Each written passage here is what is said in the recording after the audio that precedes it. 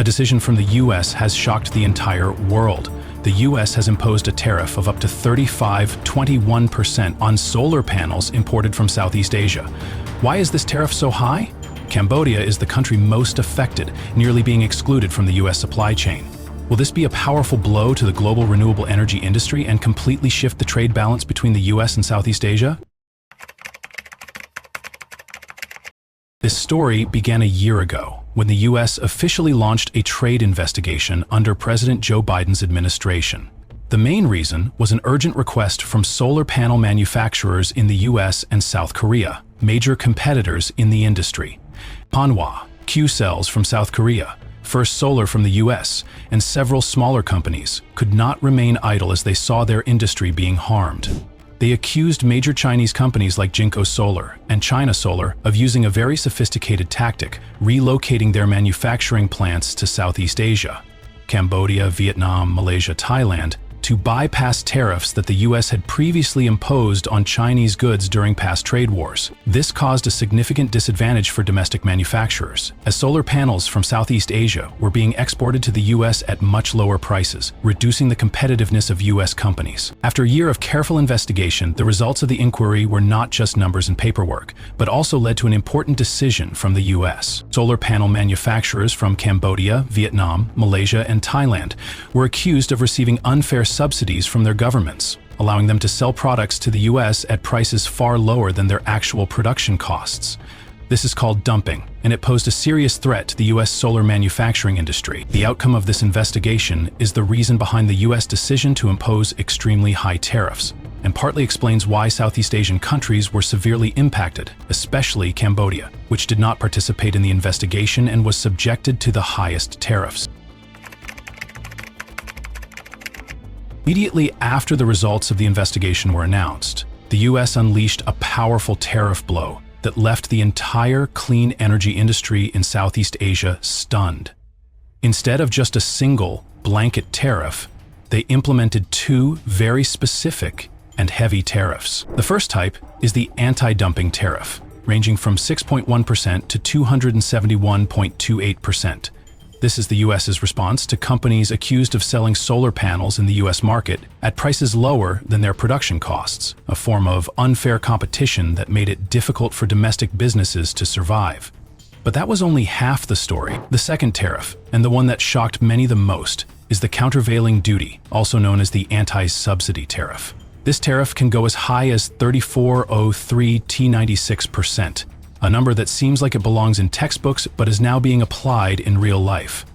Its purpose is to offset the hidden subsidies that Southeast Asian governments are believed to have provided to manufacturers, helping them lower their export prices. When both of these tariffs are combined, the total could reach an astonishing 35.21%, an unprecedented figure in the clean energy sector. In other words, if these tariffs are officially enforced, almost no company from Cambodia, Vietnam, Malaysia, or Thailand would be able to continue selling solar panels to the US market. However, there is still a narrow escape route. These massive tariffs are not immediately effective.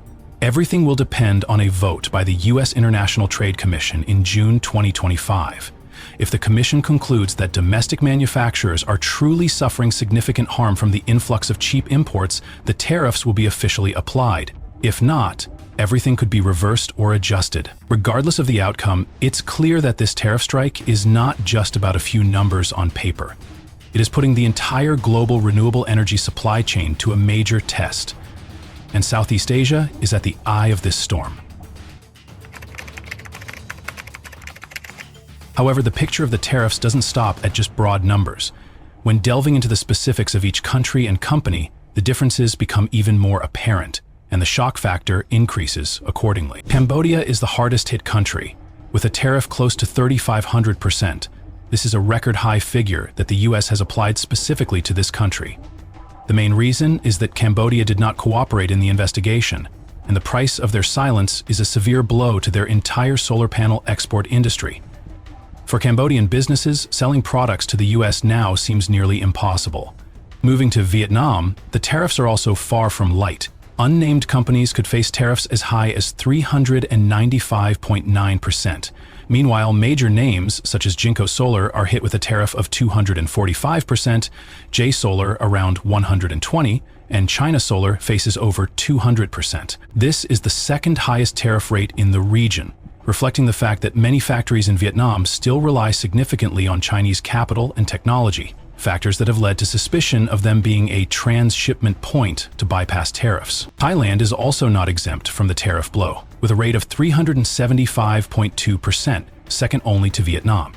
Specifically, China Solar exporting from Thailand is also subject to the same 375% tariff. While not the highest, this is still enough to shake up the solar supply chain from Thailand to the US, which has been growing strongly in recent years. In contrast, Malaysia is somewhat favored, with a tariff rate of only around 34.4%. And Jinko Solar exporting from the country faces only a 40% tariff. This is because Malaysia has a high degree of local content, meaning production and investment primarily come from domestic resources, and it is less likely to be seen as a loophole for China to bypass tariffs.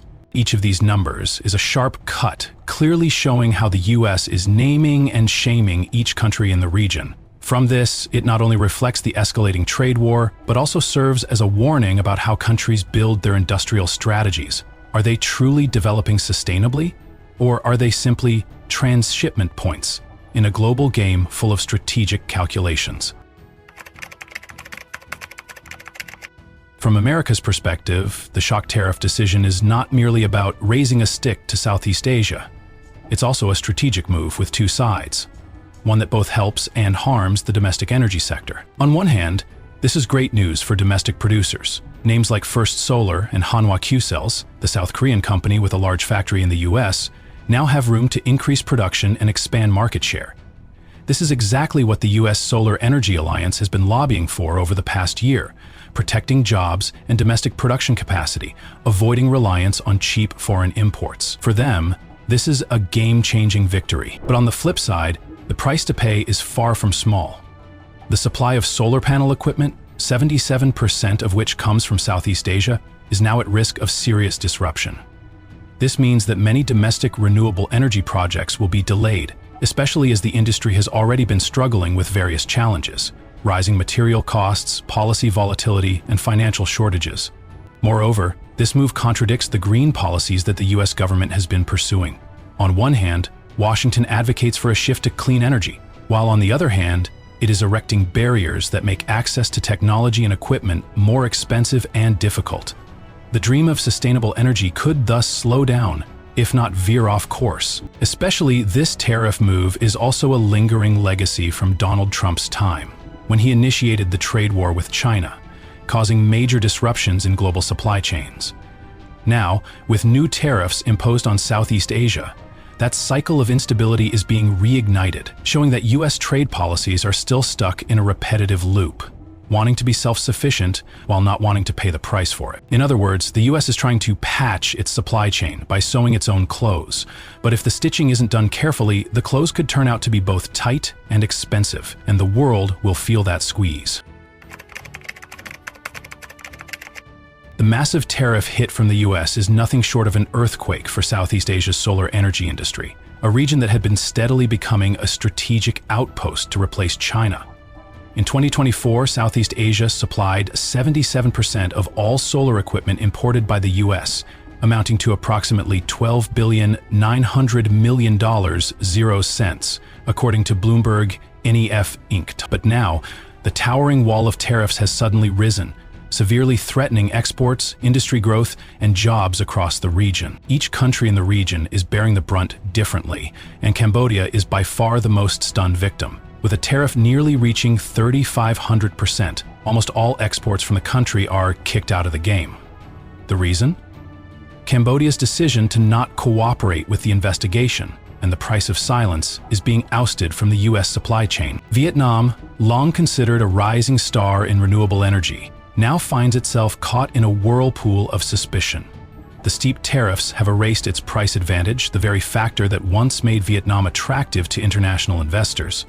Not only that, but Vietnam is now under pressure to rethink its industry development strategy if it hopes to retain its position in the global playing field. Thailand isn't faring any better. The The tariff, similar to Vietnam's, indicates that it too is seen as a production springboard for Chinese companies, rather than an independent manufacturing hub. Meanwhile, Malaysia, thanks to its better localized industry, faces the lightest tariffs in the group, showing that sound investment and technological independence are paying off. In the long term, the biggest question for the entire region is, where does Southeast Asia stand in the global supply chain? Is it merely viewed as a temporary refuge to bypass Chinese tariffs, rather than a genuinely valuable strategic partner? With this tariff policy, Southeast Asia not only faces immediate losses, but must also prove its ability to rise as an indispensable part of the global energy industry, rather than just being a shadow behind the major player. One thing is certain: this challenge is not only about trade, but also a test of the region's strategic resilience and its ability to stand on its own. After the shock tariff from the US, China was quick to react. The Ministry of Commerce of China immediately issued a firm statement promising to retaliate proportionally. The Chinese government accused the US of abusing tariffs and engaging in unilateral bullying, asserting that these actions would not only harm China, but also the global economy as a whole. In response, China took a series of specific measures. First, they imposed a 125% tariff on imports from the US, making American exports to China extremely difficult. Not stopping there, China also restricted the export of certain strategic minerals, critical materials that many US industries rely on. To further apply pressure, Beijing blacklisted several US companies, making it harder for them to collaborate with Chinese partners. And as if that wasn't enough, China has filed a complaint with the World Trade Organization, WTO, demanding that the US cease its unilateral tariff actions. Amidst this tension, trade between the two superpowers shows no signs of easing. The US and China have yet to hold any formal negotiations. Although former President Donald Trump expressed hope on April 17th that the two sides could reach some agreement in the next 3-4 weeks, the risk of a prolonged trade war remains very real. This could lead to a Wild West in international trade, where countries protect their own interests without adhering to fair and global cooperation principles. With these moves, China is sending a strong message of its determination to protect its national interests, while also signaling that its trade relationship with the US will not be easily altered in the near future. As the trade war between the US and China continues to escalate, decisions like these are just the tip of the iceberg. Southeast Asia now faces not only tariff challenges, but also the pressing need to reassess its position and development strategy in an increasingly volatile world. Will the countries in the region be able to stand their ground, or will they be swept into the whirlwind of global competition? Only time will tell.